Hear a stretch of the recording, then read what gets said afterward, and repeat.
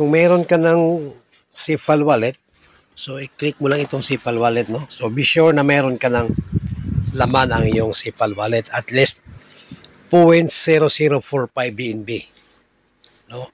So ngayon, pag nandito ka sa SafeFile wallet, no?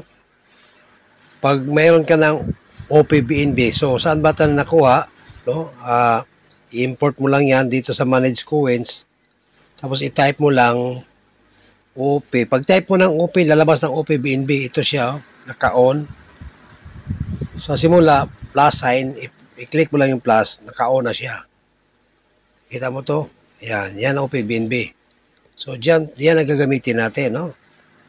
So, ngayon, pag mayroon ka ng link, ilagay ko sa description ang link.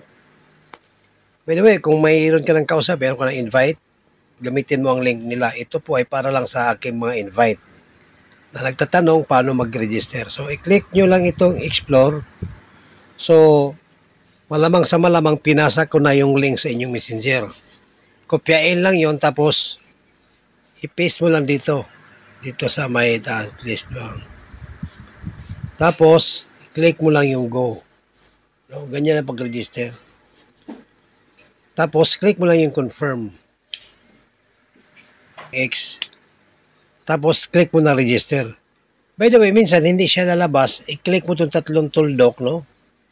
Pag may napansin ka na may connect to Web3 wallet, i-click itong tatlong tuldok. Tapos, i-click mo network setting. I-click mo na Ethereum. Tapos, i-click mo na Ethereum. Hanapin mo lang yung OPBNB. Pwede namang scroll, pero mas maganda i-type na lang para mas mabilis. Tapos, i-click mo lang itong OPBNB. Tapos, click mo lang yung confirm sa baba. Pag-click mo ng confirm, tapos ganito na makita mo, register. Pag i-click mo sa register, yun na yun, magkaroon ka na ng user ID number at magkaroon ka na ng link.